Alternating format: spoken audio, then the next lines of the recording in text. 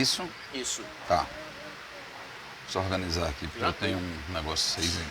Olá, boa tarde, quase boa noite. Eu sou o jornalista Cefas Carvalho e estamos começando mais um programa Conversa de Botequim. Toda sexta-feira, 17h30, no Bardalos Comida e Arte. Uma entrevista com alguém que faz a cultura, que faz o Rio Grande do Norte crescer de alguma maneira. Nós estamos aqui ao vivo pelo meu perfil do Facebook e depois estaremos também no YouTube. Lembrando que quem quiser pode fazer perguntas, pode interagir. E como você bem sabe, que a gente divulgou bastante, o nosso convidado especial de hoje é o radialista, escritor e figuraça Ciro Pedrosa, quem eu vou saudar aqui. Ciro Pedrosa, bem-vindo ao Conversa de Botequim. Cefas Carvalho, que alegria estar aqui.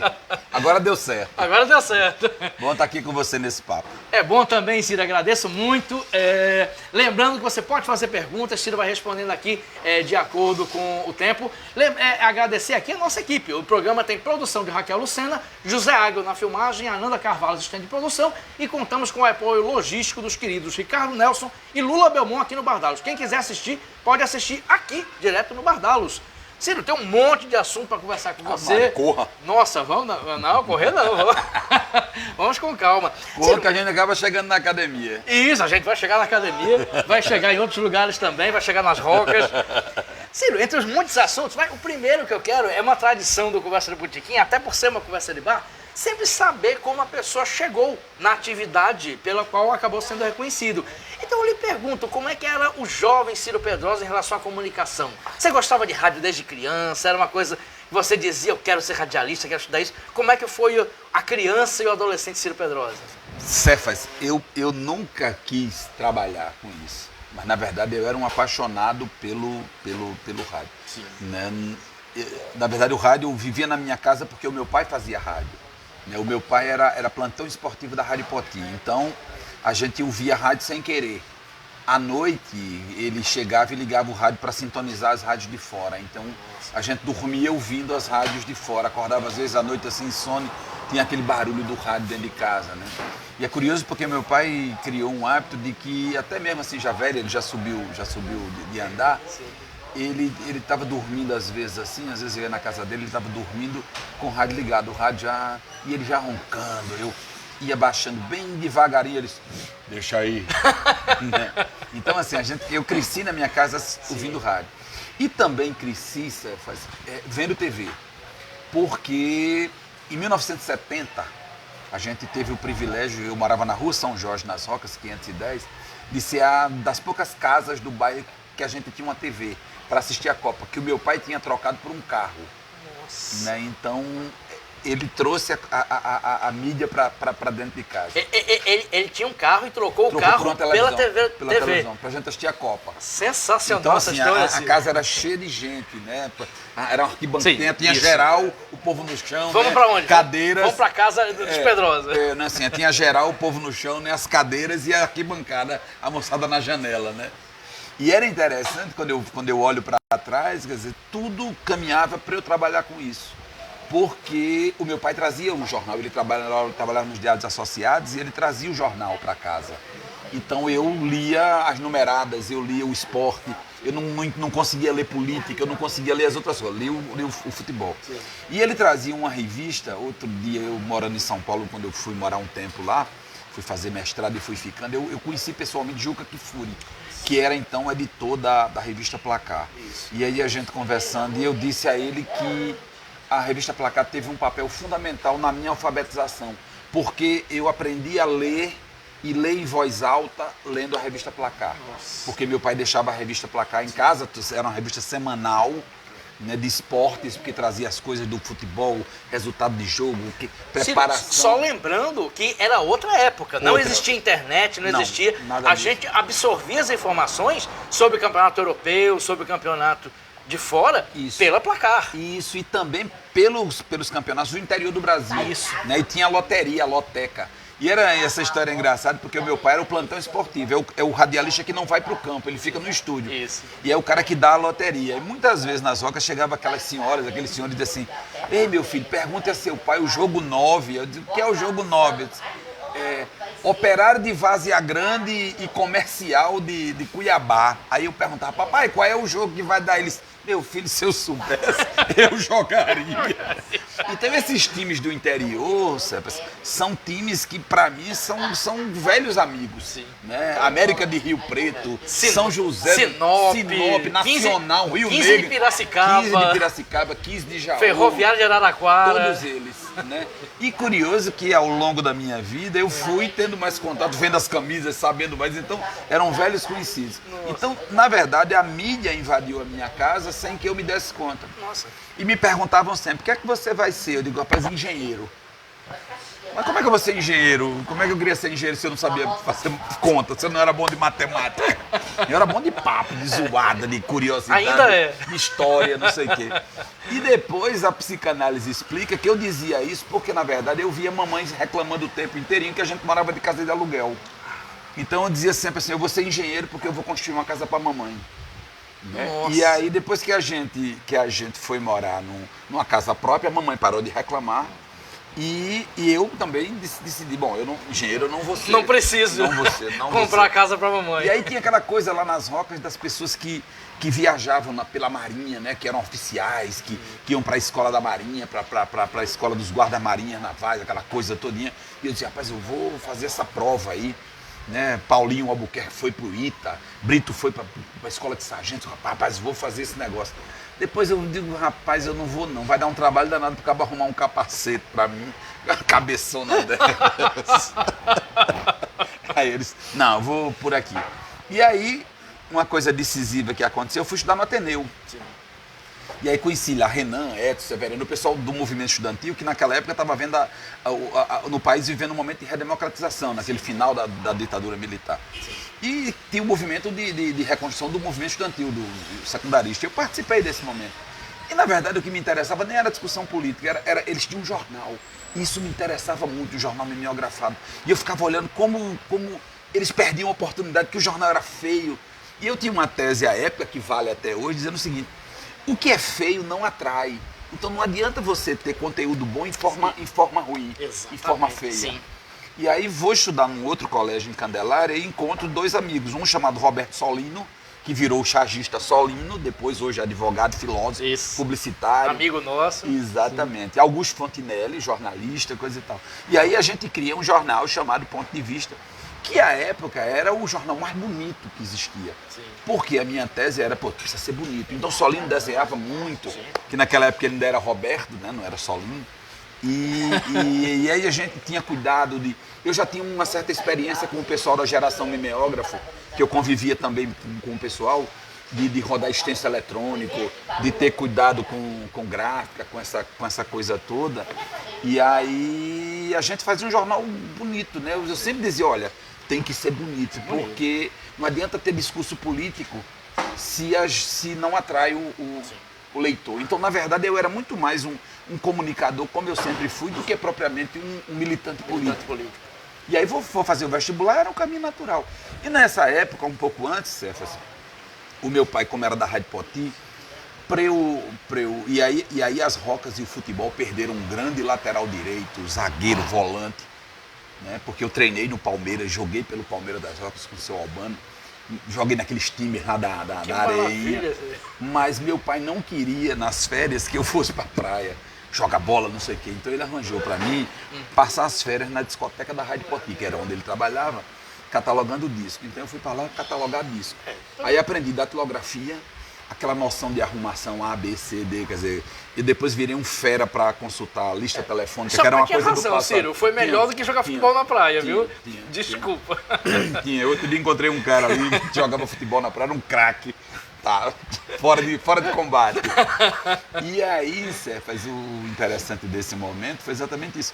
Eu passei a ter convívio com a música, né? Porque eu trabalhava na melhor discoteca de rádio daqui, que era da Rádio Poti. Sim. Então ia chegando os discos novos, raros, e eu ficava ouvindo. E eu trabalhava num horário que não tinha ninguém para catalogar os discos. Aí, enquanto catalogava, ouvia. Né? E isso me deu um vasto conhecimento de música. Aprendi datilografia sem ir para a escola e aprendi noção de organização, aquela coisa da biblioteca, né? De catalogar. Isso. Que me ajudou muito depois que eu fui para o jornalismo, porque antes a gente entra no Google, pergunta e aparece um número do... Antes no jornalismo, você lembra disso, a gente tinha um catálogo telefônico da Telerme. Como é que a gente vai checar uma informação? Então, assim, vai procurando, acha o sobrenome, acha o nome, aí tem 4 nomes parecidos, não tem o nome do cara. Vamos ser mais assim, parece que é o pai, parece que é o tio, vai ligando até achar o cara e acaba achando. Então, essa noção de organização eu aprendi quando era menino na rádio. E aí o caminho para fazer o vestibular para jornalismo foi um pulo. Eu acabei fazendo vestibular para a turma de 82, acabei revendo dia desses, pesquisando um acervo do Diário de Natal. Vi meu nome lá publicado na lista dos aprovados.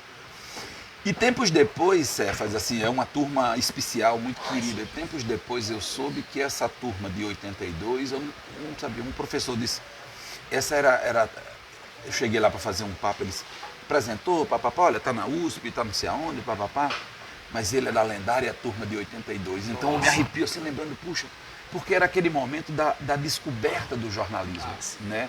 A gente vibrava com a descoberta do jornalismo. Quem era dessa turma, Ciro?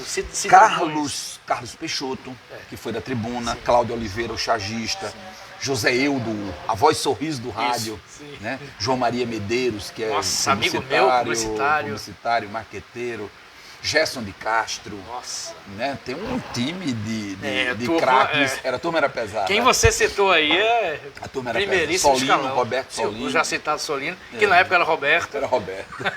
Hoje é Solino. Exatamente.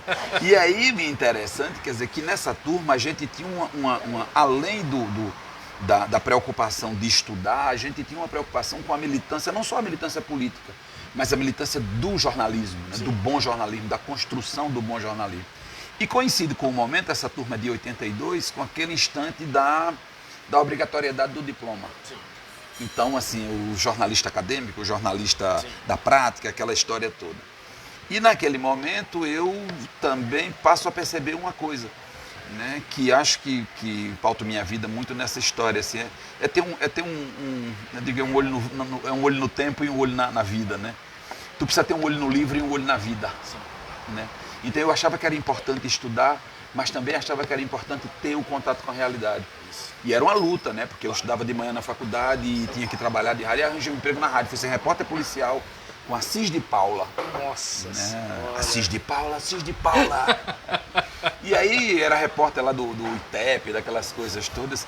E fiz um curso de filosofia, porque uma vez eu entrei no ITEP e vi um cara matador daquele barra pesada assim, estirado, né? E vi um cara riquíssimo, estirado ao lado, eu digo, nossa, olha aí. Aí pirou. Aí eu digo, passei o dia pensando nessa coisa, depois eu entendi, eu digo, igual ali. O matador e o rico. E o ricão, né? O corajoso e o ricão. E o ricão. Né? Não tinha. Nossa. E aí depois fui fazendo minha vida inteira nessa área do jornalismo e outros caminhos foram se abrindo, né? O caminho da publicidade o caminho do rádio propriamente dito. Vamos falar um pouquinho do rádio, que eu sei que sua paixão é o rádio. Isso. Né? Mais do que paixão, é um objeto de estudo, né? Pronto, isso. Vamos falar.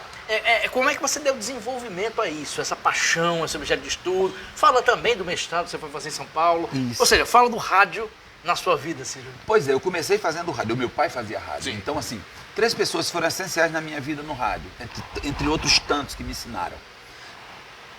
Meu pai me ensinou a ouvir rádio. Sim. Então eu aprendi a sintonizar as emissoras de rádio, ouvir rádio à noite. Inclusive baixando o som do rádio e ele acordando, né?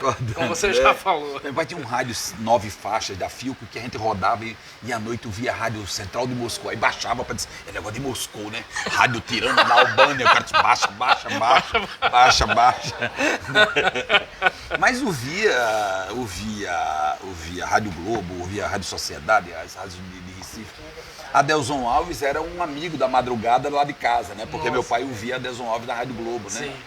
E um cara chamado Moisés Azevedo, que era um cara que fazia sociedade na Bahia. E é interessante, ao longo da vida, todos esses caras do imaginário eu fui encontrando, né, depois de grande. Claro, você foi para São Paulo, estudou mestrado, entrou no meio da comunicação. E aí eu fui uma vez ao Rio e fui o programa de Adelson Alves, fui a Salvador e conheci Moisés Azevedo, né, que eram os amigos do meu pai, né, e que eu fui convivendo. Então o rádio, na verdade, esteve sempre presente na minha casa. Ele fazia trilha sonora. Eu não me lembro eu lembro de raros momentos em que o rádio não estava ligado na minha casa. Nossa. Tinha uma tia-avó que morava com a gente e ela engomava a roupa da gente, aquele ferro Sim. de brasa, né? Isso. Era 1h da tarde, sempre essa hora de engomar, porque lavava de manhã, engomava de tarde. Era a hora da novela. Né? Então ela ficava prestando atenção na novela. Novela do rádio, né? Ninguém Que podia fica- falar. Ninguém podia falar. Porque ia falar, peraí, menino, cala a boca, agora o artista vai. E novela do rádio ela é dramática, né? Muito Assim, mais.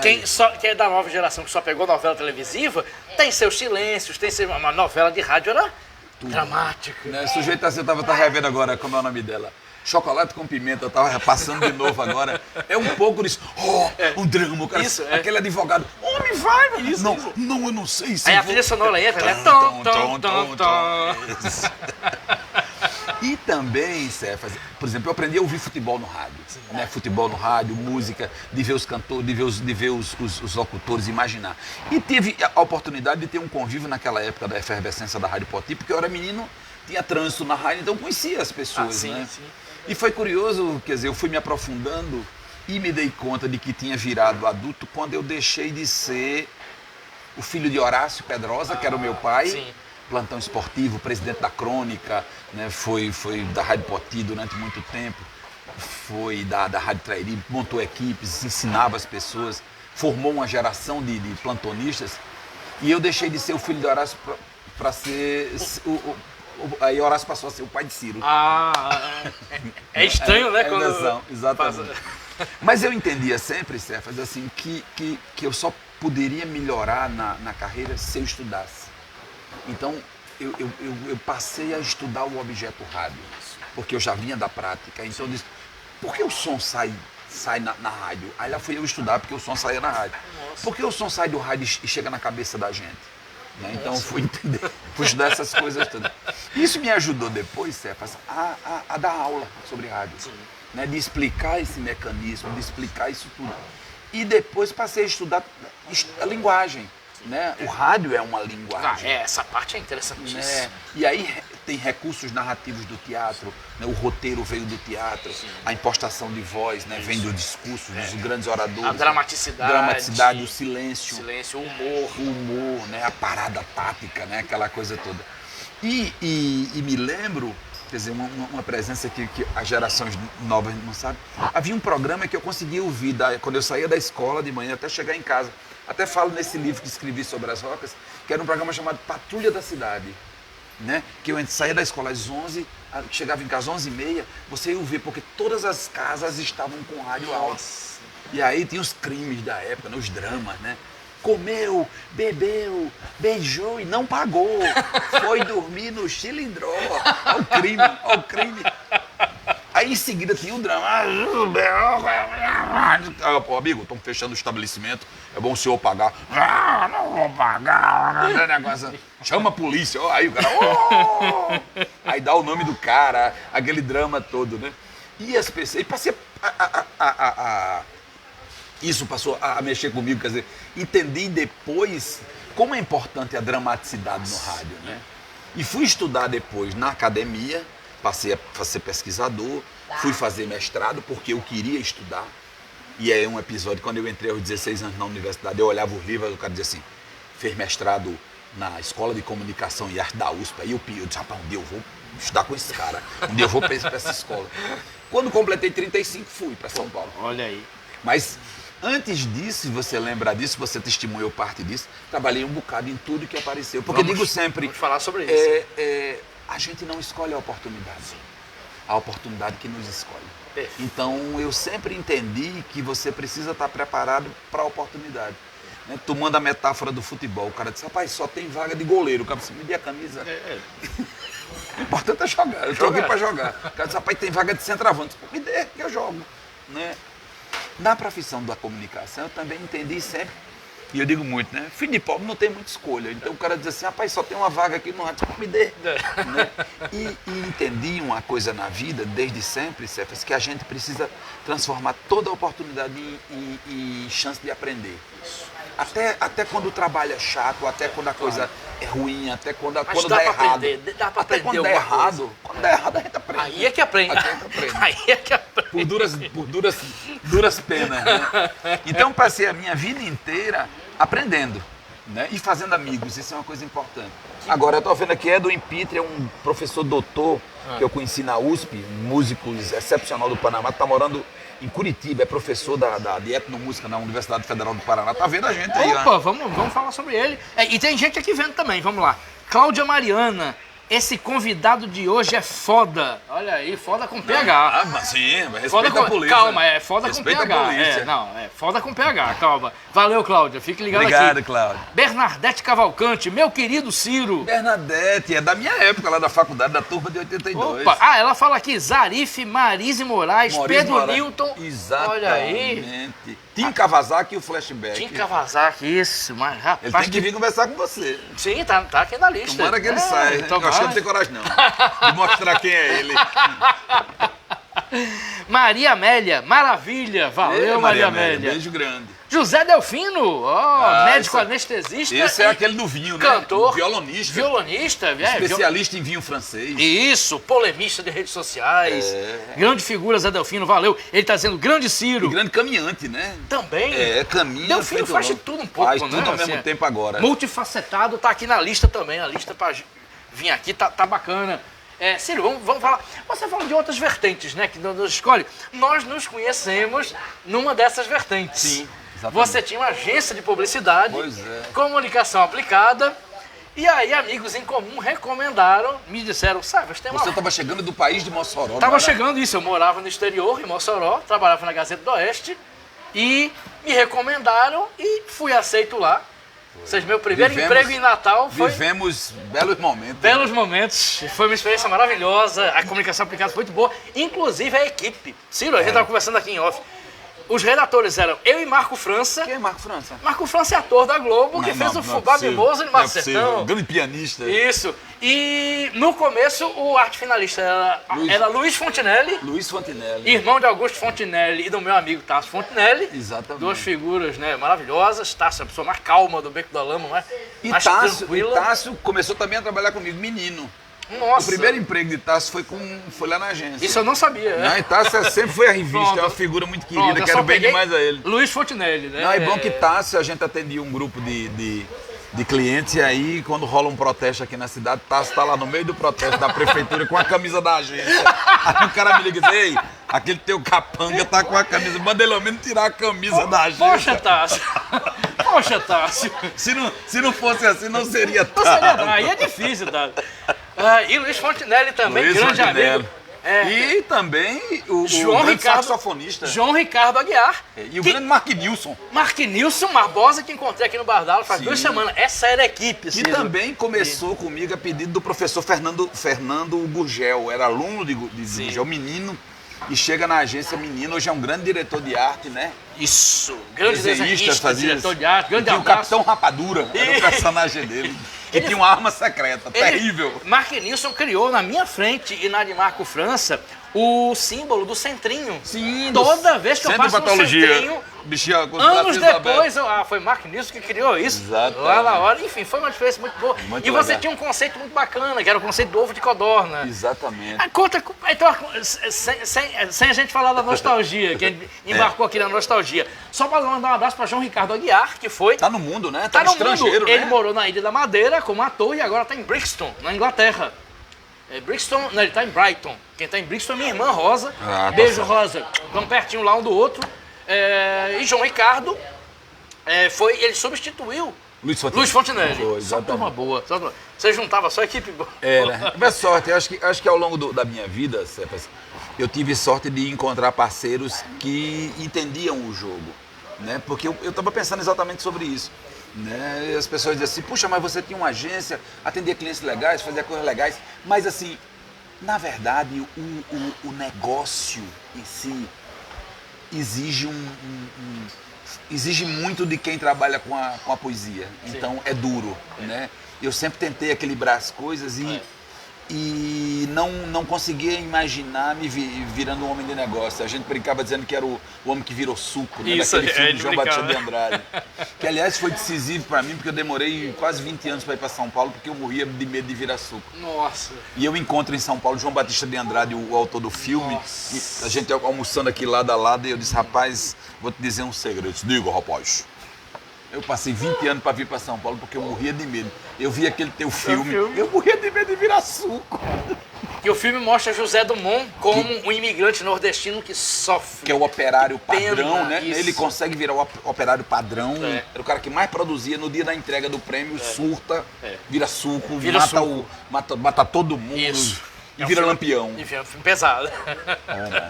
Mas, Ciro, então, como é que você avalia hoje a experiência da comunicação aplicada? Aquele conceito maravilhoso, do ovo de codorna, que é pequeno, mas funciona. Funciona. Né? E a história equivale a um copo de leite. Isso. Certo, eu estava ontem conversando com uma pessoa sobre isso, né, dizendo o seguinte, que quando você trabalha num mercado que a gente não pode chamar de mercado, né? Isso é uma bodega, isso é um mercadinho, uma cigarreira, né? Você precisa. Existe muito mais da criatividade da gente do que propriamente. Quando falta recurso, você tem que usar a criatividade. Sim. Então é curioso, eu tenho uma filha que estuda hoje em Cuba. Ela estuda cinema, ela é especialista em som de cinema. Acho que puxou a mim. Beijo, Cecília, minha filha. E aí eles dizem lá, não, aqui a gente trabalha com o cinema de necessidade até exaustão. Porque, não tem o que comer, mas a gente tem que inventar cinema. Não, mas eu tô desnudo, mas a gente tem que inventar cinema. Nossa. Mas tá faltando, mas a gente tem que inventar cinema. A gente tem que fazer cinema. Então eu sempre entendi o seguinte, que quando falta recurso, a gente precisa suprir essa aparente falta de recurso, né, usando criatividade, a cabeça, o repertório que a gente tem, para descobrir outros recursos. Sim. Então, se você prestar atenção e lembrar disso, a linguagem e o conceito que a gente usava na comunicação aplicada era isso na prática. Sim, então você tinha clientes pequenos que não tinham grandes verbas, não sei o quê, que a gente não podia fazer grandes produções, mas fazia produções assim, baratas, mas produções criativas, né, que substituía a falta de recurso com ideias fortes. Como eu acho que hoje, Cefas, olhando para trás, eu acho que na vida inteira a gente precisa fazer isso. Né? Tem gente que diz assim, não, eu não vou fazer porque eu não tenho recurso, eu não vou fazer porque eu não tenho condições, eu não vou fazer porque minha câmera não presta, eu não vou fazer porque eu não tenho luz. Grava de dia. Isso. Né? Não, eu não vou fazer porque eu não tenho microfone, grava mais perto. Né? Não, eu não vou fazer porque ninguém vai ver. Não, isso não é importante não, o importante é que vai sempre ter alguém vendo. O neorrealismo italiano surgiu disso. Sim. Pós-guerra, eles faziam com ator da rua, Pasolini pegava ator da rua e... É como a gente, mas dá mais trabalho. Tá, mas que opção a gente tem? A gente precisa fazer, né? Então tem uma coisa que hoje a gente precisa tomar consciência na vida, é que muitas vezes a gente deixa de fazer as coisas porque a gente fica procurando motivo para não fazer. Né? Então, por exemplo, eu participei de alguns momentos, como digo muito, tem até uma pesquisa que eu estou concluindo agora sobre a geração mimeógrafa, que dizendo que naquela época, né, o que a gente tinha era coragem. Então, diz assim, se você fosse parar e pensar, poxa, eu vou fazer um livro. Como se eu não tenho dinheiro? Não tenho dinheiro nem para o ônibus. Mas fazia o livro. Fazia o livro. Né? Mas eu vou fazer um show. Como é que eu vou fazer se eu não tenho dinheiro nem para trocar a corda do violão? Fazia. Né? E muitas vezes hoje o que eu percebo é que se a gente faz a comparação, que aí é a diferença de tempo, não é melhor nem pior, não é nostalgia, não é isso, mas é dizer o seguinte, que antes você não tinha e você supria essa falta, a falta nos fazia andar. Sim. Né? Andar atrás, procurar, inventar. Né? E a fartura é um tempo que a gente não se aperreia, né? Sem aperreia, a gente não cria. Não vai. A gente não cria, né? Sim, por falar sobre isso, de diferença, nem melhor nem pior, de tempos. Eu lembro também, sem nostalgia, mas uma análise, e você é bom em análises macro. Naquele tempo, eu lembro que a publicidade era central na economia. A gente estava na comunicação aplicada, mas tinha a Dumbo, a Dumbo de Cassiano Arruda, de Joci Medeiros, aí tinha Faz Propaganda. Tinha outras, né? Tinha outra. Isso. Tinha o mercado, tinha jornalzinho, tinha coluna nos jornais. Eu não sei se foi a internet, eu não estudo esse assunto, mas a publicidade meio que desapareceu enquanto algo ativo, enquanto algo vivo. Qual é a sua análise, Ciro, sobre isso? Olha, isso não é uma análise fácil de fazer, né? Não, mas com a sua análise. Vamos tentar sintetizar essa história. A minha visão é de que você teve um conjunto de fatores, né, que determinou a mudança de era. Né? Não é a internet só. Né? É a mudança do hábito das pessoas. As pessoas não moram mais onde moravam. As pessoas não saem mais de casa como saíam. As pessoas não frequentam mais as lojas, as ruas, né? Chega ao shopping, né? Chega o computador, sim, mas chegam outros recursos da vida. Né? As pessoas não andam mais de ônibus, não tem mais parada de ônibus. Né? Então a sociabilidade das pessoas mudou. O modelo de sociabilidade mudou. E o modelo da economia também mudou. Você passou a ter uma concentração. Né? Antes você sabia quem eram os donos das lojas. Hoje você não sabe mais quem são os donos das lojas. Você não sabe quem é mais. Não, o cara disse, não, aquela loja ali é sertaneja de Radi Pereira, não, a Casa Regis de Reginaldo Teófilo. Agora, de quem é a Magalu? O cara disse, não, é de Luísa, não sei o que, lá no interior de São Paulo. Não vê o cara aqui. Não, tem ali a União. De quem é o McDonald's? A União ali de seu Elpidio ali, o Tony Moda de a Casa da Maçã. A Casa da Maçã de Anchieta. Não tem mais isso. Não tem mais. Né? Então, o que é interessante, essa impessoalidade, né, das relações também se instalou nos negócios. Né? Você não tem mais a sapataria de seu fulano. Você não tá... Aliás, né, as pessoas estão dizendo hoje, não, a internet quebrou as empresas físicas, não sei o quê. Se você lembrar, as empresas físicas já mandavam buscar da China, porque tinham os distribuidores, então não era assim essa coisa de dizer... Também é verdade. Né? Agora, há uma visão global, há uma concentração, que as pessoas começaram a produzir em grande escala, precisavam distribuir. E esse atrativo, né, que as pessoas passaram a consumir no primeiro momento, provocou o efeito da droga. Né? Porque todo mundo dizia assim, puxa, vamos comprar produto de R$1,99 e vender por 10 como a gente vende. Né? E depois essa droga foi consumindo as pessoas e elas viraram zumbis. Prova que o centro da cidade hoje tem lojas que é um Walking Dead, não são só as pessoas, são as lojas. Né? É a vida comercial, mudou completamente. Então são pessoas que provaram lá atrás. Vamos provar essa droga que é legal aqui, que vem da China, que é barata, que é não sei o que, não sei o que lá. Mila barato, mila. E o cara entrou e não tem volta, porque não tem mais quem produza. Exatamente. Você quebrou todos os polos de produção local. Não tem como recuperar. Então, assim, a publicidade é reflexo disso. É como a comunicação. A publicidade, ela existe para vender alguém, para tornar público alguma coisa, um produto. Quando você não tem produto, não tem publicidade. Quando você não tem marcas locais, não tem publicidade. McDonald's não depende de agência local. Exatamente. Magalu não depende de agência local. A sertaneja dependia. Né? Fez campanhas memoráveis com Rubem Lemos, com Cassiana Arruda, né? a Casa Regis dependia do mercado local. Os grandes supermercados dependiam. Hoje você tem um supermercado grande local e tem 4 que não são locais. Então, isso reflete. Né? Passa a refletir. Nossa, ótima análise, Ciro. Não é fácil, né? Tentei. Vamos passar. Cacique lutou. Nossa, não, adorei a explicação. É quase uma aula. Obrigado, Raquel. Tá. E haja comentário aqui. João Andrade está aqui vendo a gente. Opa, abraço para João Andrade. Valeu, João. Um dos maiores poetas do Rio Grande do Norte. E grande redator da propaganda. Isso. Viu? Roberto Homem assistindo a gente. Em Brasília, rapaz? Em Brasília. Roberto Homem, compositor. Valeu. Poeta, repórter, tudo no mundo. Ele é tudo. Bernardete Tecladista. Também, isso, bem lembrado. Tecladista de computador. Bernardete Cavalcante. Ciro adorava cheirar a gente, o beijoqueiro do setor. Bom demais, rapaz. Sim, porque ela era cheirosa mesmo. Olha aí. Ceissa Oliveira, amigo Ciro, um beijo. Eita, coisa boa. Olha aí, quanta gente. É a musa de Macau. É? Valeu. Foi Miss Macau, 79, mas foi. Né?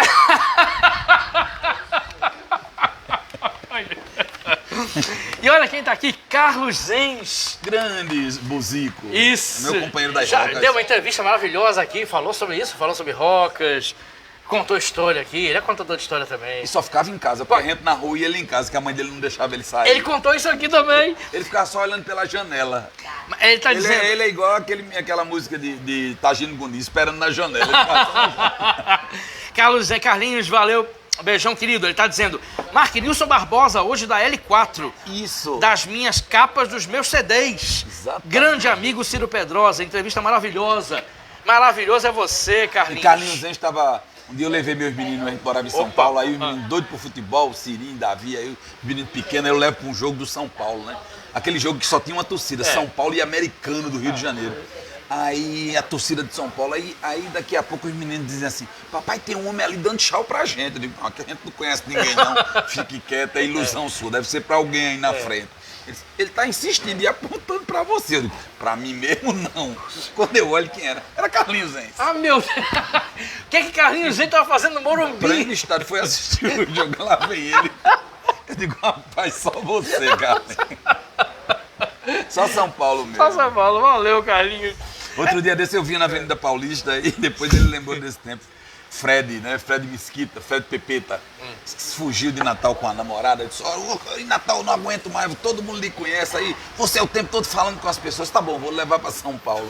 Aí vem com ela na Avenida Paulista, no vão do MASP, eu vou passando pela faixa da direita, quando olho lá vem Pepeta, baixa o vidro e diz, Pepeta! Até aqui! Muito bom, Ciro. Ciro, já que você falou em São Paulo, deixa eu fazer uma pergunta sobre São Paulo. Você foi fazer o mestrado lá, até falou que encontrou pessoas que você ouvia, conhecia. Como é que foi? Teve choque cultural, Ciro? Como é que foi ir para cá? São Paulo é uma megalópole, né? Eu tive o privilégio de morar lá, amo São Paulo, mas sei que São Paulo é um choque. É verdade. Quando você chega, você não acredita naquilo, né? É a percepção que Caetano imortalizou em Sampa, né? Você não acredita. Conta como foi sua experiência pessoal em São Paulo. Olha, vamos falar primeiro de um sonho. Quando eu era menino, como eu disse, eu estava nos livros e vi o cara, eu estava na escola, aí eu disse, rapaz, um dia eu vou estar nessa escola com esses caras. Aí chegou uma hora, 35 anos, chegou numa crise profissional, uma cruzilhada, eu disse, eu vou para São Paulo, vou estudar. Aí me preparei, fiz a seleção, fiz a prova, fui lá, olhei como é, blá, blá, blá. E eu sempre, na minha vida inteira, apesar das pessoas pensarem que eu sou dado a grandes arroubos, eu estudo todos os movimentos que vou fazer. Então, quando eu fui, na época, para São Paulo com minha família, né, a gente sabia que tinha que ter um lugar para estudar, um lugar para morar, tinha que ter um vínculo, né, tinha que ter carteira assinada, aquela coisa toda, né? Não vai para se perder. Então, eu dizia muito isso. Eu vim para São Paulo, não foi para me perder, né? Pode ser até que eu não vença, mas eu não vou me perder. Sim. Então, assim, eu tinha um objetivo, que era concluir um curso. Porque como é que você vai concluir um curso vivendo numa cidade que custa 4, 5 vezes mais que a outra? Olha aí, Ciro. Rapaz, serviço Tratado completo. a pão de ló, obrigado, Isso. Ricardo. A dadinho de ló. E aí eu disse, puxa, eu tenho que ter o mínimo de organização aqui. Sim. Primeiro, um grande choque quando eu cheguei em São Paulo, eu descobri que eu tinha que pagar um negócio chamado condomínio. Eu fui apresentado pelas vias tortas a um negócio chamado condomínio. Eu procurando um apartamento para morar, e o cara disse, tu tem que arranjar um apartamento perto da tua escola, perto da escola do teu filho, perto de onde tu tá. Eu digo, achei no Butantã, vou morar no Butantã. Tá aqui a escola dos meninos, tá aqui a USP, o apartamento fica aqui, legal. Isso.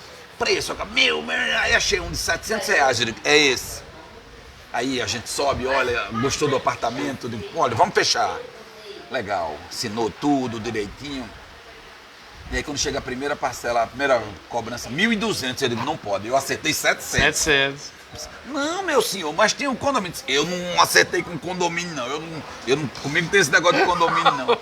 Foi quando eu me dei conta, Cefa, que eu tinha morado em casa a vida inteira. Eu não sabia o que era um condomínio.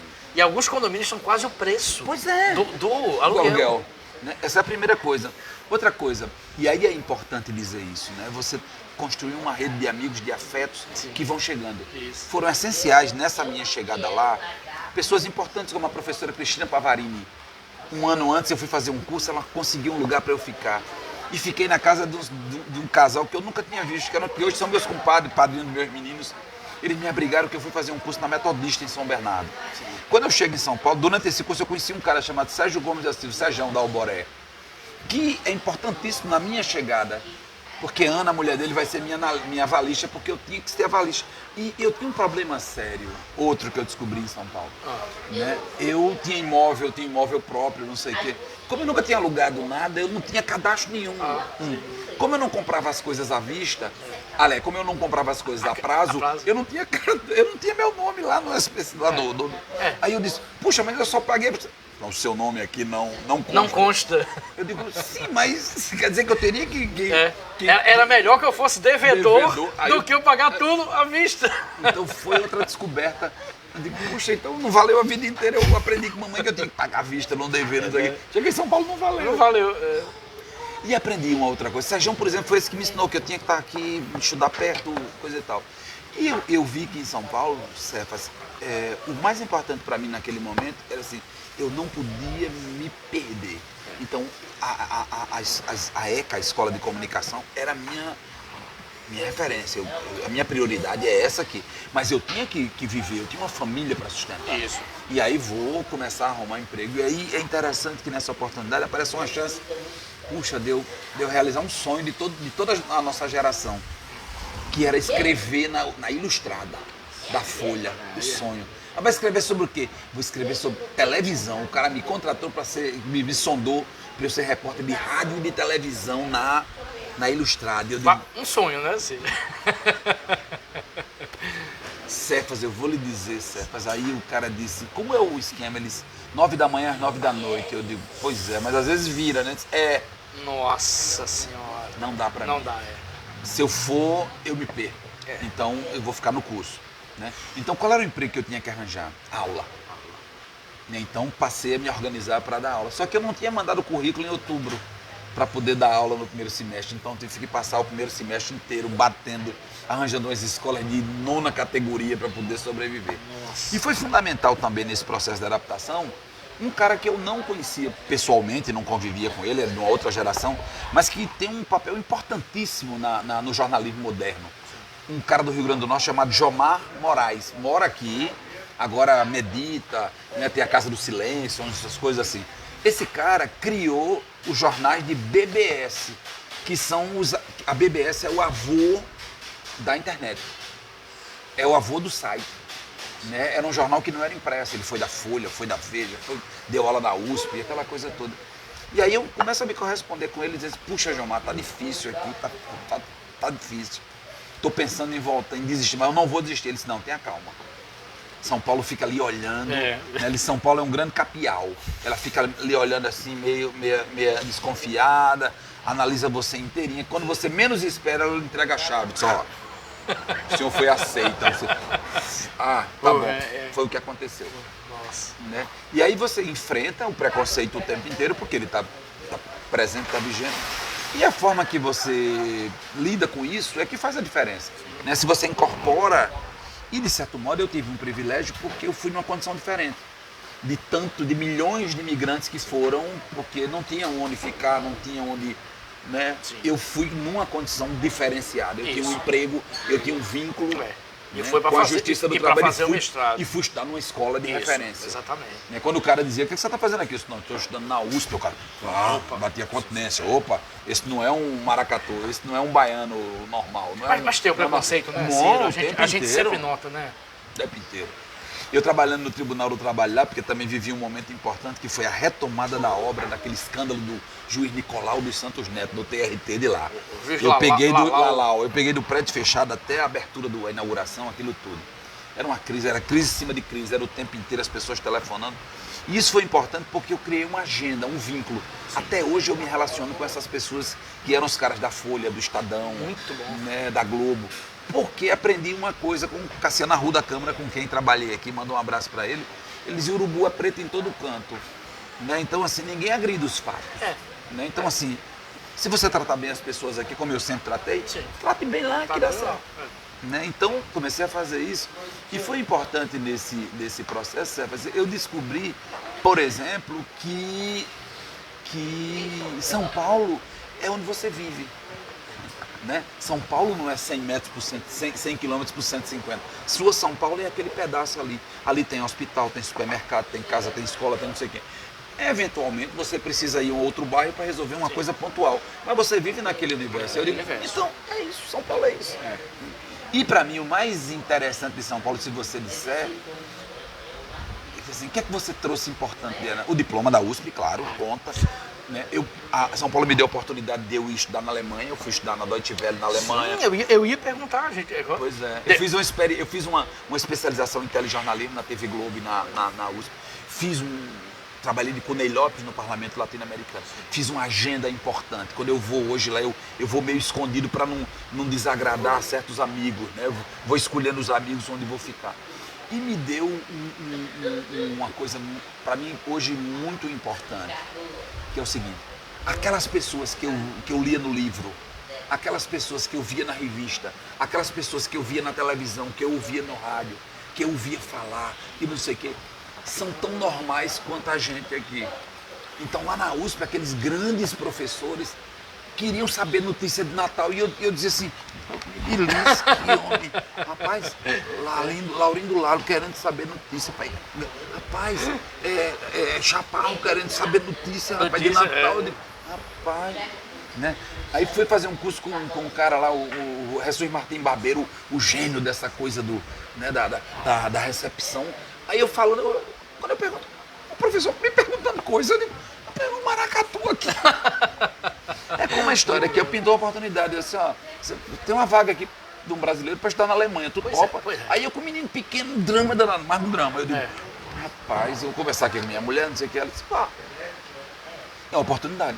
Você vai passar lá o quê? 20 dias? Vai, que vão mudar a sua vida para sempre. E de fato mudaram. Aí o que você aprendeu lá na Alemanha? Planejamento, certo? Nossa. Os caras planejam tudo. Então para mim, que fui viver em São Paulo, além de trabalhar na Justiça do Trabalho, no Tribunal do Trabalho, coisa e tal, eu precisava ter um salário extra, fui dar aula. Porque foi o emprego que eu descobri depois lá da USP, depois da Folha de São Paulo, que não dava para virar à noite, que eu tinha que ter um emprego que eu entrasse numa hora e saísse na hora. Isso. A aula, pra poder fazer 7h40 para terminar o curso. Então assim, você vai dar aula, você entra de 7h30 da manhã, sai de 10h30. Ótimo. Pronto. Aí você organiza a aula, não sei o que é a vida. Passei a fazer isso. E foi interessante esse curso, porque eu aprendi a planejar melhor minhas aulas. Então acho que virei um professor melhor, porque eu tinha tido uma experiência aqui de professor da UNP. Né? Encontro muita gente hoje que foi aluno, de aula de introdução à propaganda. Ia perguntar também de sobre rádio isso. também, dessas coisas. Uma experiência meio louca, assim, de aulas no escuro. Depois você fala mais sobre isso. E foi interessante porque quando eu cheguei lá, com esse método, aí chega um cara de um curso lá e diz, ei, alivie. Aí eu disse, como é? Ele disse, não, baixo nível, os meninos não estão nesse nível, não. Eu digo, como é, rapaz? Como é? Eu achando que a gente estava num nível baixo. Não, aqui, alivie. Tá vendo? Não estamos tão longe do céu, não. Muito bom, Ciro. Muito bom, muito bom.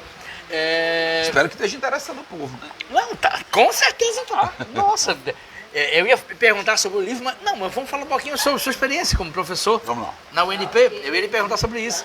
Você disse que tinha umas aulas no escuro. Pois é, eu fui fundador do curso. A UNP é controvertida, né, de uma maneira geral. Mas no começo, como é que foi essa aquilo que experiência? você falou, o mercado da publicidade do Rio Grande do Norte que você viveu, vivia um boom. Sim. Um mercado de superaquecimento. Isso. E os profissionais que trabalhavam lá não tinham formação universitária. Ou quando o tinham no jornalismo da Universidade Exatamente. Federal. Não como publicidade. Não como publicidade. Então, assim, eram profissionais de outras áreas que atuavam na propaganda, sociólogos, né, artistas, plásticos, educadores artísticos, redatores, advogados, professores de letra, aquela coisa toda. Isso. E aí surge o curso de publicidade. Eu não entrei no primeiro ano, entrei no segundo semestre para dar aula de substituir João Maria numa aula de introdução à publicidade, que era a aula que eu me lembrava sempre disso. Né? Eu lembrava dos professores de cursinho, porque era 120 caras assim, assistindo aula, aquela coisa, você entrava, meu Deus, uma loucura, como é que você vai fazer isso? Aí eu passei a pensar métodos interessantes para poder atrair. Né? E a dramaticidade, né? Entrar pisando nos pá. Porque didaticamente, né, Ciro? 120 não tem como você dar uma qualidade. Faz aquela cara dura assim, aí começa a escrever loucamente. Performance. Ele tá louco, performance. Performance.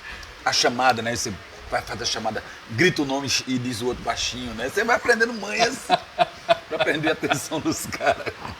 E você é bom em performance, né, Ciro? Isso foi no muito, bom sentido. Isso foi muito interessante, porque quando eu chego em São Paulo, quer dizer, São Paulo dar aula virou minha principal atividade. Então eu tinha uma necessidade de ganhar um dinheiro para completar o salário. Sim. E aí dei aula de praticamente tudo. O cara só tem tal. Uma ideia que eu... E foi interessante porque essa experiência de ensinar, porque Cefas me obrigou a estudar. Sim. Então assim, eu fui dar aula, na verdade, para me obrigar a estudar. Porque quando a gente não tem uma obrigação, a gente estuda, vai ler outra coisa, não sei o quê. Né? Então eu achava importante me aprofundar, me aperfeiçoar, aprender coisas. E aí vou dar aula para estudar. Você vai pagar dinheiro? Não, primeiro para estudar. Quando eu cheguei em São Paulo, era para estudar, mas também para ganhar dinheiro, para completar o salário. Claro. E isso me fez ter esse gosto, esse prazer de ter sempre um pé Na academia, eu acho importante, pesquisando coisas, né? Discutindo teses. Porque a boa prática que você faz, a prática inovadora, vem daquilo que outro cara fez. Sim. Não adianta a gente, eu inventei isso. Deixa de besteira, besta. Né? Quando você estuda a teoria, para o sujeito chegar naquela teoria, alguém já praticou, errou, construiu uma teoria. Aproveita aquela teoria. Né? E nada se cria, tudo se copia, tudo se transforma. Inventa, né? Já dizia Lavoisier. Não Lavoisier Maia. Não Lavoisier Maia. Não, Lavoisier Maia dizia, comparando que o povo entende. Povo amigo, vocês, juntos, uma vitória em 3 de outubro. E essa também foi uma experiência interessante de trabalhar com marketing político. Também estava na pauta. Vamos lá. Fala sobre isso. Eu ia tocar outro assunto, mas fala sobre isso. Eu trabalhei em 82, na campanha de Dona Vilma. Cassiano Arruda era o coordenador da campanha e me chama para ser o... Aliás, eu tinha trabalhado no rádio, na campanha de Aguepino, não sei o que, na rádio. E aí na campanha de 88, Cassiano Arruda Câmara assinou uma campanha de Vilma para prefeito.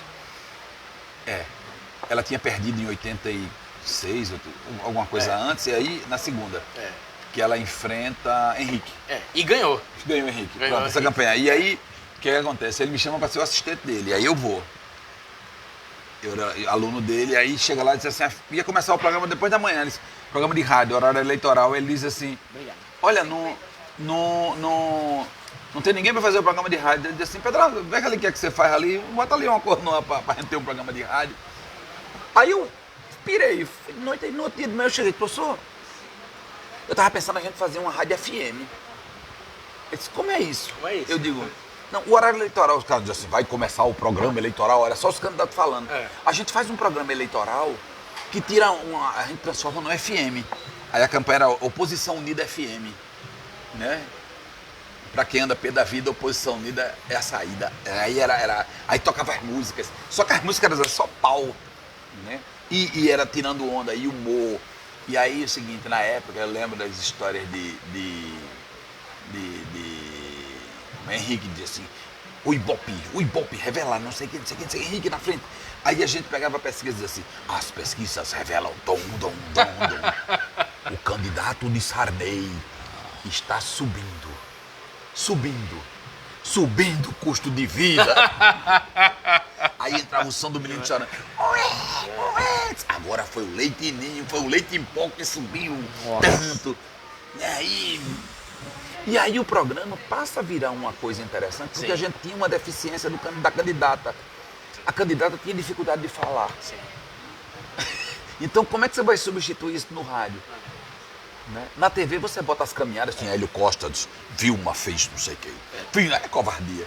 E no rádio não tinha. Aí tinha Guiba Melo e Elizabeth Venturi, que agora é Biglione. Isso. Né? Fazendo um programa louco. No começo era Emanuel Bezerra Coalhada, depois foi Alexson, que partiu agora esses dias. Emanuel mora em Brasília.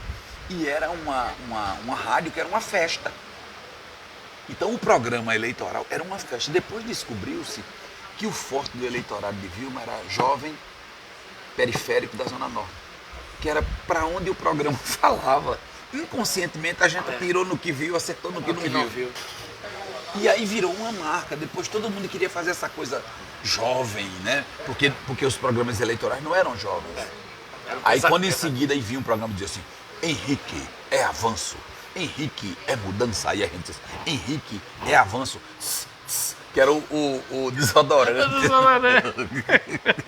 Ou seja, é uma campanha, e aí graças à liberdade que o professor Cassiano nos deu, a gente fez ousadias, ou seja, era as molecagens que a gente fazia, que faz até hoje, né? Dos pega-tempo, dos labrô, aquela brincadeira, aquela picardia da rua, eu levei para a campanha eleitoral, né? E isso virou uma marca e ninguém nunca mais História parou. ótima. Depois Cassiano ficou com raiva de Vilma. Foi, porque Vilma não tilou, mas ele foi correto, tilou. Eu sei. Mas depois que ganhou. E depois Henrique perdeu pro candidato de Vilma. Que foi Alto Tinoco Filho, em 92. Pensando bem, Alto Tinoco. Henrique perdeu todas as majoritárias. Ah, Maria. Pelo amor de Deus. Bruxinho. Eita, nossa, eu tenho umas 500 Vamos perguntas. Lá, já tem? Tá nossa. Quase acabando já, mano? Não, calma. Eu falei demais. Não, calma, tem mais. Calma, tem mais. Medeiros Mar, muito bom. Medeiros Mar é... Homem. Corra. Valeu. Assim, eu devo conhecer Medeiros Mar, mas devo conhecer por outro nome. Carlos Gens, de novo. O que é que ele diz? Hoje, as mídias e escritórios no Rio e São Paulo articulando eventos aqui na cidade de Natal. Isso é louco. Acho que ele tá falando dos mega shows, né? Sim, exatamente. Acontece isso. Né? Não, e eu fico pensando sempre na promessa que as pessoas fazem. Quando prometeram que Natal iria ganhar um teatro grande no shopping, a promessa foi que não, os shows baratearão. Mentira. Eu sabia, não pode baratear. Não vai baratear. Não vai. Não pode. Não vai. Nunca barateou. E rapaz, tá uma delícia, barato, né? Tá uma delícia. Não, é gostoso. Rapaz, foi Lula Belmont que fez, foi? Foi Lula Foi e Lula Ricardo. Belmont, foi? Foi Lula e Ricardo, foi? Foi. Além E do Lula que... ainda vai pra cozinha ainda? Vai, né? De vez em quando vai. Hoje ele não tá nem no Bardalos, mas de vez em quando. Que é isso, rapaz, nem entrega, pô. Faz de conta que tá Não, eu sou jornalista, tenho que falar a verdade. Valente. Até parece. Roberto Homem de novo, valeu, Roberto. Oba. Adoro São Paulo e suas múltiplas opções. Essa experiência que Ciro conta com tanto amor é um capítulo impagável de sua brilhante trajetória. Grande abraço a essa dupla da pesada. Pois é, e Roberto, um dia desses, fez uma entrevista pro programa que ele tem da Zona Sul e chamou dois Robertos, né? Chamou ele e Robertão. Que foi um papo ótimo. Né? E essa semana, é interessante você falando isso, Cefas. Um cara me disse assim, puxa, cara, você tem uma história louca. Tu sabia que eu nunca parei pra olhar pra trás sobre isso, porque eu tô sempre fazendo. Então agora, chegando perto dos 60, eu começo a pensar coisas assim, olhar pra trás e me dar conta, puxa, realmente eu fiz isso. Então eu encontro muita gente que diz, eu lembro de você não sei aonde, você naquele dia fez... foi, que legal. E até peço desculpa, porque às vezes o cara fala comigo assim, lembra... Eu não lembro. Isso que a gente nem falou dos seus programas de rádio, né, ainda. Pois é. Mas vamos falar, calma. Maria, vai dar tempo? Vai, tem que dar tempo. Oswaldo Júnior. Meu primo. Então, não me canso de ouvir Ciro. Com ele o papo é sempre uma aula à parte. Acompanha o relator. Tá lá no interior. É no interior? Então, do Brasil, em Tocantins, eu acho. Oswaldo, grande abraço. Ciro, vamos falar sobre os programas Não, de vamos rádio. falar mal de Abimael, bora. Abimael não chegou, ia chegando ali. Bora falar mal de Abimael antes que ele chegue. Não, você ele fala. Ele já tá chegando ali. Você fala. Eu sou entrevistador, tô quieto no então, meu canto. Vamos falar sobre os seus programas de rádio, Ciro. Qual é a geral que você faz? Você tem programas ótimos, conhecidos. Hora do Café, muita experiência, isso. Conhecido. Fala sobre um apanhado geral. Olha, tem uma coisa muito importante que eu aprendi e ensino muito para quem vai fazer rádio. Rádio não é fala, rádio é ouvido. Então as pessoas querem fazer rádio achando que, não, porque eu tenho uma voz bonita, eu quero fazer um programa. Não é isso. O sujeito tem que prestar atenção. Né? Vamos falar mal de Abimael, bora? Vamos falar mal de Abimael. Eu não. Você faz isso. Um abraço para Abimael Silva, do Sebo Vermelho, que chegou aqui. Você falou, Um abraço para ele. Abraço para Abimael. Abimael sempre ele já aqui. chegou aí, já? Ele tá aqui, ele é sempre presente. Vai lançar um aqui. livro de moralidade amanhã. Vai lançar... amanhã um livro de moralidade? Vem cá, fazer a cruzeta isso. Aqui. Cadê a cruzeta? É um livro de moralidade, a mulher nua na capa, eu não quero nem ver. Eu quero ver. Nem ver. Amanhã, compilação. O programa é seu, Nossa, você que mostra moralidade. Não, aqui vale a pena. Amanhã, cartas obscenas de Linda Batista. Aqui, rapaz, aqui. Compilação de textos de Carlão de Souza, o saudoso Carlão, organizado pelo filho dele, jornalista Alex de Souza. Nosso grande amigo, lançado pelo Sebo Vermelho. Eu tô adorando a contracapa. É que horas, Abimael? 10 da manhã?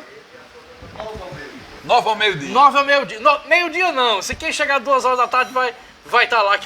E a Abimael já reservou uma mesa branca, porque vai que Carlão incorpora. Amanhã todo mundo lá no Sebo Vermelho. E um abração, um beijo. Alex de Souza, grande amigo, pessoa querida. Cepas, essa história do rádio é interessante. Tá. Eu passei a minha vida inteira nos bastidores, porque eu tinha vergonha de fazer rádio. Sim. Nossa. Eu tinha vergonha de falar. Isso, Ciro? Eu achava que eu não conseguia falar. Você com vergonha de falar, Ciro? Por quê? Porque eu convivi numa época que os caras tinham as vozes assim, eu não tinha essa voz assim, né?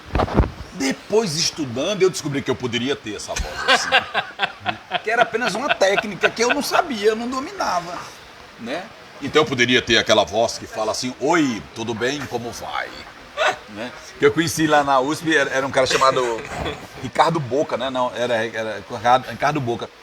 que fazia um programa na Globo FM. O cara ser radialista, chamar Ricardo Boca, assim, perfeito, né? Era assim, Good Times. Aí ele dizia assim, o amor era o nosso, era o cara era o by night de lá, né? Sim. Aí ele fazia, olha, o amor é não sei o que, não sei o que, não sei o que lá. Aí o cara disse, conhece Boca? Aí o Ricardo Boca disse, rapaz, tudo bem? Disse, tudo bom, rapaz, tudo legal, como é que tá? Ele normal. Normal. Aí chegava uma menina assim, aí disse, conhece? Oi, querido. Oi, Tudo bem, gata? Oi, querida. Então eu aprendi uma coisa, Cepas, com o tempo, fui perdendo a vergonha, fui usando a técnica e foi aparecendo a oportunidade, porque eu sempre achei que eu não tinha pendores pra... Na época da geração mimeógrafa, e eu convivi muito com a moçada assim, do pessoal da Luar, eu não tenho um poema publicado, porque os poetas eram os caras, eu não fazia... Eu apresentei o festival de arte, eu arrumava vaga para divulgar, não sei, mas eu não me sentia protagonista disso. Sim. Né? E com o tempo eu fui aprendendo a dizer assim, puxa, eu escrevo, eu produzo, eu crio as coisas, eu monto programação de rádio, não sei o quê. E eu fui carecendo da necessidade de mostrar aos caras como era para fazer. O cara achava que eu não sabia fazer. Né? Você dizia, olha, tu faz assim. Eu disse, mas quem é você? Eu disse, sou eu, rapaz. Você sabe quem sou eu? Cara, o cara tem uma voz da porra. O cara sabe, porra, o cara é locutor mesmo, né? Ele tá com essa cara de besta aí, mas o cara é fera, né? E aí, com o tempo, eu fui fazendo programas de rádio e colocando em prática o que a teoria me ensinou. Né? Fazer programa de rádio não é falar. É uma tese que eu defendo hoje muito quando eu ensino rádio para as pessoas, eu monto programação de rádio. É abrir espaço para o outro falar. Né? É se deixar ouvir. É deixar o outro ser ouvido. Né? É poder tocar a música, é poder tocar a vinheta, é botar a voz só para complementar. Né? Não é a voz, não. Né? Até porque, Cepas, hoje, o ouvinte tem muito mais informação do que o locutor. Sim. Porque o locutor não tem tempo de ler, de estudar, de não sei o quê. Não. E o ouvinte está lá pesquisando. Né? Não é como antigamente que o cara só tinha o rádio e a televisão para... Que ela sabe o que aconteceu na rua, na cidade, com o artista preferido, tudo o que o Papa fez e falou. E aí o cara do rádio não tem tempo de estar pesquisando mais como isso. Então o que acontece? E aí é um exercício de humildade. Eu acho que na hora que eu comecei a botar em prática esse exercício de humildade, dizer assim, rapaz, eu tenho que fazer desse rádio uma festa. Sim. E o cara tem que falar. Né? Dizem os caras, não, você empodera os ouvintes. Não, eu boto outras vozes. Isso. Né? Porque eu aprendi uma coisa, que o cérebro, quando ele ouve uma voz nova, ele abre outro canal. Nossa. Então a atenção do ouvinte não... Eu usava isso em programa eleitoral. Quer dizer, o programa tinha várias vozes, para, corta, vinheta, volta, vai, volta. Tem um som, outra voz, uma voz grossa, uma voz fina. Aí o cérebro enlouquece, fica vidrado. Né? E volta para aquela história do começo. Lembra do jornalzinho de mimeografado? Isso. Que precisa ser bonito, que precisa ser plasticamente, que a linguagem precisa encantar o cara para poder o cara pegar a mensagem? Sim. No rádio é exatamente isso. Nossa. Né? Na vida é exatamente isso. Não é o tecnológico, é abrir o espaço para o... Né? E que eu digo muito para as pessoas, é falar para a pessoa secreta do coração, de cada ouvinte. Né? Quando você faz isso, você está fazendo rádio. Né? E você entender que você não é o centro do jogo. Você é mais um jogador, você é o gandula que bota a bola para jogar. Isso. Né? Que tem um papel essencial, mas você só bota a bola para jogar. Você não é o juiz, você não é um jogador, você não é nada, é o gandula. Né? Mas se não tem um gandula para pegar a bola e jogar, não tem jogo. Para. O jogo para. Exatamente. E também manter e entender essa coisa, né? O rádio é a trilha sonora das pessoas. Então você tem que fazer, sacar. De manhã você tem que fazer um horário que acorda as pessoas, né? Que chuta a porta. Né? Não é, olha, bom dia. Não é. Bom dia, caro ouvinte. Chuta a porta. Dona Maria, Dona bom Maria. dia. Bom dia, Maria, acorda. Rapaz, lava as partes. Eu fiz uma experiência em Ceará Mirim, que pra mim é muito cara, muito interessante, na 105 FM. Que era exatamente isso, né? Na hora do café da manhã com o Ciro Pedrosa, com Kleiber Silva. Isso. Aí tinha Kleiber Silva, era o Tapia, Kleiber Silva, agora é o titular, né? Kleiber Silva. Eu não quero crer que o prefeito Peixoto esteja sabendo que tem um buraco na rua. Kleiber Silva, mas ele não é o homem daquele negócio do guardião da polícia que sabe de tudo. Nossa. Não, mas aí ele tá ouvindo ali. E as vozes eram a gente mesmo. A gente... Né? Era uma... E fazia as músicas e mandava a moça que trabalhava na casa dele aumentar o volume para acordar a mulher, não sei o quê. E era divertido porque as pessoas se sentiam incluídas. Sim. Né? E eu vi, para mim, o depoimento mais caro que para mim foi um cidadão que dizia assim: você é muito inteligente, rapaz. Você botou o povo do Baixo Vale todinho para falar. Agora o povo fala bem direitinho. Eu digo, é mesmo? É? Eles não falavam antes. Não, o Ceará Mirim não dava cabimento ao povo do Baixo Vale, não. Nossa. Nunca deu cabimento à periferia. E esse programa passou a ter, com o telefone, claro, a tecnologia, as pessoas falando. Né? Então, assim, é um exercício hoje que quem faz rádio precisa entender que quem está ouvindo hoje está tão habilitado e tão bem informado para falar, até mais que o locutor. Eu concordo. Mudou muito, né, Ciro? Totalmente. A dinâmica mudou. Completamente. O WhatsApp mudou, o celular mudou. Ou você entende isso, né? Agora tem agora a inteligência artificial, né? Aí tem o verso de Galvão, que diz, quando o computador fizer um verso, jogo fora a viola nordestina. Tem gente que tá achando que ele vai jogar fora, né? Só vai jogar fora se o poeta continuar repetindo os versos, fazendo verso decorado. Aí o computador é muito melhor do que qualquer cantador. Se o cantador surpreender e inventar versos novos, vai enlouquecer o computador. Concordo. Né? É aquele cara que jogou contra o computador, não foi? E deu um nó, não foi? O jogo de xadrez. Isso. Jogo clássico, né? O computador pediu pinico. É, porque ele mudou a regra do jogo. Claro. O computador é programado para X e Y, né? Claro. Se você desprogramar... Exatamente. Maradona reinventa o desenho do campo, né? Quando ele está na encruzilhada aqui, aí ele toca a bola, sai do campo e pega a bola na frente. Ninguém imaginaria que o importante é que a bola não sai. A regra é a bola não pode sair. Ele pode sair. O jogador pode sair. Ciro, vamos falar de livro agora. Nossa, você tem outros livros, mas o atual... Esse aí é um campeão de... Esse aqui, Uma História das Rocas. Isso aí foi lançado pelo Sebo Vermelho. Isso. Foi o livro que mais trouxe retorno, dinheiro. Com esse livro aí, Abimael comprou um apartamento em Nova York. Eu soube disso também. Foi o livro mais vendido da história do Sebo Vermelho. Foi em Barcelona também. Isso é muito bom. Ali perto de São Paulo do Potengi. Brincadeiras à parte com o Abimael, que está aqui na mesa ao lado. A História das Rocas, livraço de Ciro Pedrosa, que vai ter segunda edição. Não, já é a segunda, já acabou. Vai ter a terceira. Não sei, estamos vendo ainda. Você disse que ia ter. Você disse que ia ter. Rezo todo dia para ter. O fato é que você está tendo o privilégio de receber o penúltimo livro que eu tenho. Abimael ainda tem um estoque regulador. Eu acho que o seu editor vai fazer a terceira edição. Vai, já que esgotou a segunda. Vai. Só a terceira. E a quarta também. Olha aí! Olha aí. A quinta e a... Terceira e quarta edição. Esse livro é muito lindo. E, Ciro, agora, brincadeiras à parte, eu sei que você morou nas Rocas, você contou histórias morei, no começo. Fala como foi a ideia de escrever... Isso é uma dívida. Pronto, então, fala sobre isso. Isso é uma dívida. Eu estou pagando uma dívida, eu passei anos, né, vendo esse juro correr. Pronto, como é que foi isso tudo então? Porque eu achava o seguinte, quando eu saía da corrente das rocas, passava do limite das rocas, eu sempre ouvia versões pejorativas, olhares atravessados para as pessoas das rocas. E não era isso. Mas a gente sempre ficava calado. Né? Não tinha argumento, não sei o quê. E não era só eu, eram outras pessoas. Sim. Então, era comum você encontrar pessoas das rocas em outros círculos, porque a academia, a escola, o trabalho me permitindo fazer isso. As pessoas ficavam, né, discordavam, mas ficavam ali silentes. E eu sempre tinha um negócio na minha cabeça de dizer o seguinte: rapaz, a gente é muito maior do que esse povo pensa que a gente é. A gente é muito maior do que a gente pensa que é. Então fiquei com aquele negócio na cabeça. Eu digo, rapaz, eu tenho que... Um dia eu vou contar essa história, um dia eu vou contar essa história, um dia eu vou contar essa história. E era exercício de memória, né? Então, assim, o menino me ocupava de coisas bestas, assim. Quem é que mora nas casas? Eu sabia quem morava nas casas todas aqui. Não, sua memória para nomes e pessoas é fenomenal.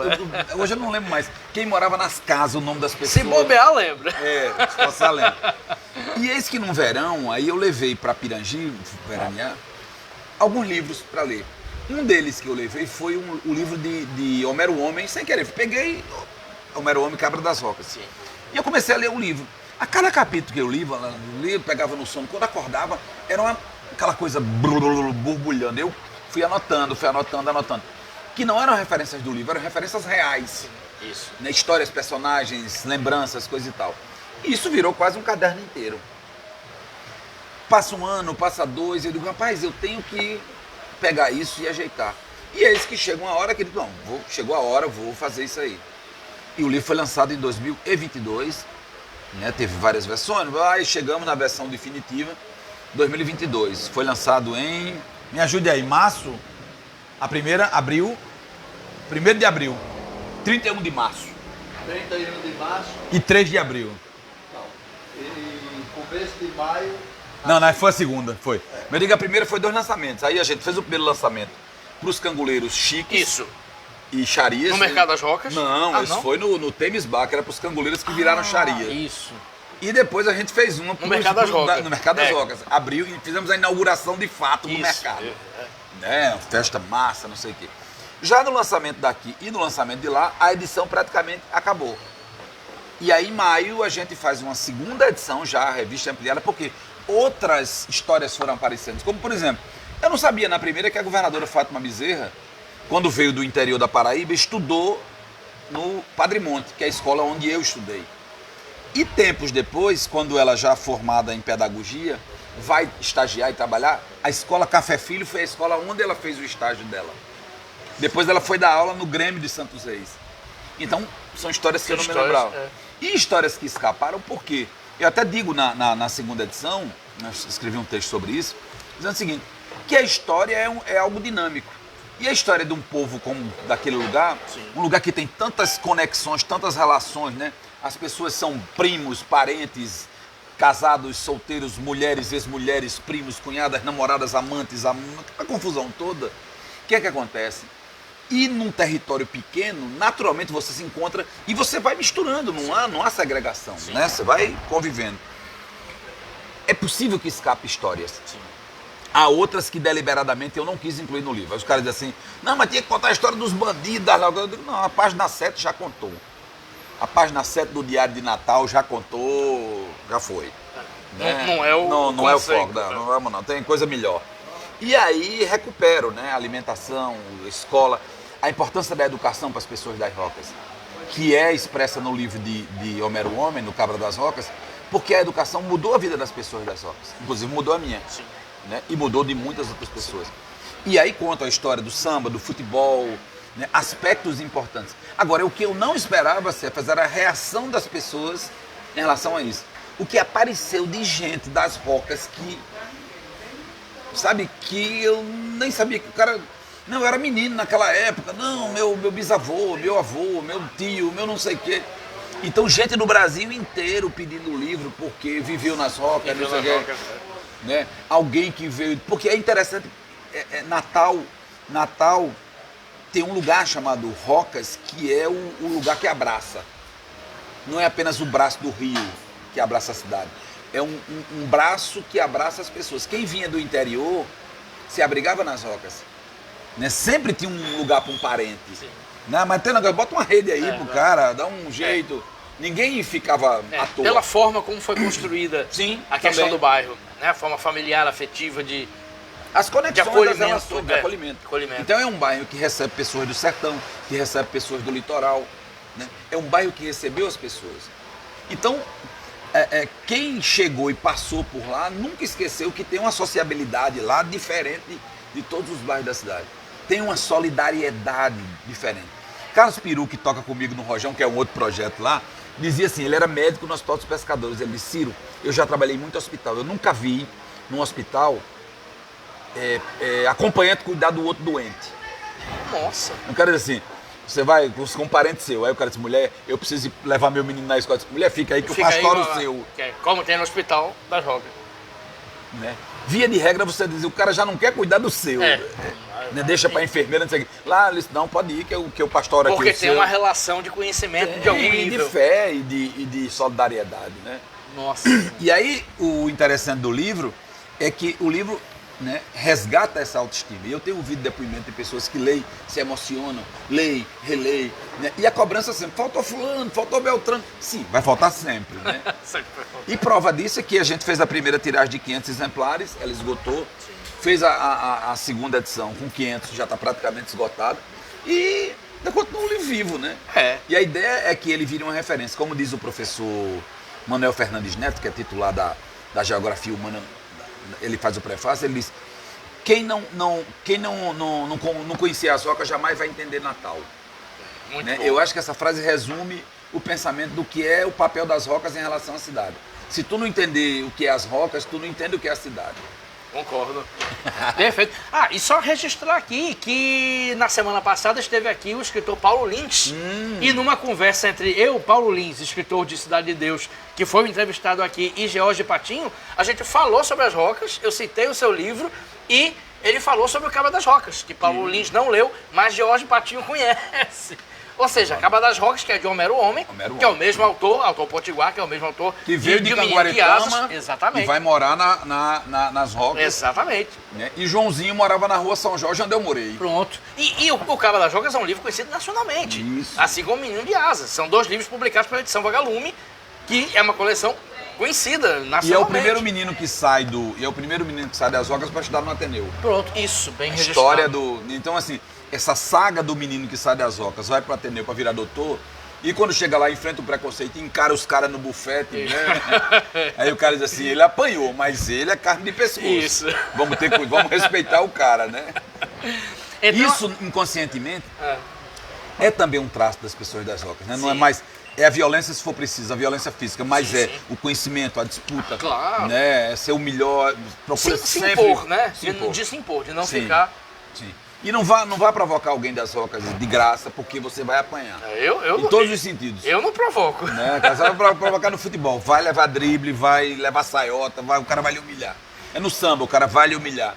Por falar nisso, as Rocas é um berço do samba. É o berço, né? O berço do samba. Registrar aqui que nas Rocas tem a Segunda de Vagabundo, que hoje é uma das maiores iniciativas culturais de Natal. É, Debinha e Companhia E Limitada. Debinha e companhia. Mandar um abraço para quem é das Rocas, como Carlos Zenz, que já foi citado aqui, o jornalista, meu amigo Hugo Vieira, que Também. trabalhou comigo na PNTV, hoje está na Tropical, grande Hugo, pessoa maravilhosa. O canguleiro. Canguleiro. Com aquele chapéu de Boy Jorge, né? Isso, a gente combinou se Não encontrar resta a lá. menor dúvida. Isso, Hugo é uma celebridade. Era jordanês.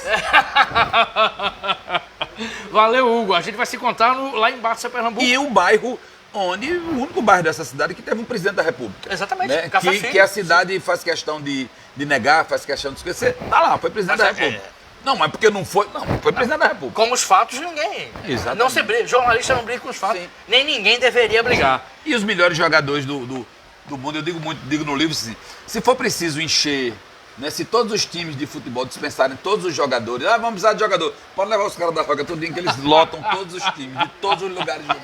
Muito bom. Tem jogador para todas as posições, até difícil você escalar, né? Você vai deixar um goleiro de fora como o lendário Café Filho, que foi goleiro do Alecrim, o Erivão, pequenininho, né, o pequeno gigante do ABC, e o zagueiro Piaba, né, que não tinha sistema nervoso, ele mira o cara de jaca. Muito bom. Uma História das Rocas, livro de Ciro Pedrosa, está esgotado. Se o editor estiver ouvindo essa conversa, acredito que teremos uma outra edição o mais rápido possível, talvez com 500 exemplares. Esperamos que sim. Estou brincando, Abimael. Ele já falou aqui que vai ter uma terceira e quarta. E valeu, Abimael. O livro é lindo. E lembrando também que o livro ainda existe, tem para vender na livraria Távola, do Shopping Cidade Verde. Tem também, acho que na cooperativa, no Sebo tem também, né, Mael? Opa, então, Sebo Vermelho, na Avenida Rio Branco, onde vai ter amanhã o lançamento de um outro livro, como a gente já falou aqui.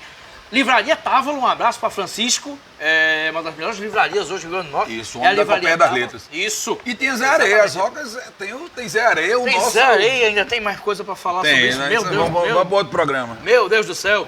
Mandar um abraço aqui para João Dantas, advogado, amigo meu. João, olha o livro aí, João. Isso, o livro aqui esse aqui é seu. Epa, história uma hora aí. Já estão me chamando, Ciro. Já, mano. Calma, Ciro. O povo já desligou aí, não tem ninguém vendo, pega ninguém. O quê? Não pega ninguém. Agradecer aqui que eu recebi o livro dos sonhos de Carlos Peixoto. Carlos Peixoto Recebi morou aqui. a vida inteira nas Quintas, mas estudou no Padre Monte. Que maravilha. É meu amigo de Padre Monte. Adoro, eu sou Estudamos fã no de Carlos Padre Monte. Peixoto, respeito muito. Ele agora é o nosso Hemingway, né? Vive em Zumbi, pescando. Pronto. À espera do peixe, aquele peixe do velho mar. Vai conseguir. Vai conseguir. Vai, em Tomara que Saberé. consiga mesmo, né? em Saberé. E não como Santiago, né? Que é o pescador que conseguiu, Conseguiu, mas... mas não conseguiu. Enfim. Mas lutou que eu vi. Mas lutou. Segundo o Hemingway, o que importava era lutar. Claro. Não era vencer, né? Sim. Ali não tinha vencedor. Não, ali não tinha vencedor, exatamente. O vencedor era o mar que estava só Isso. cubando.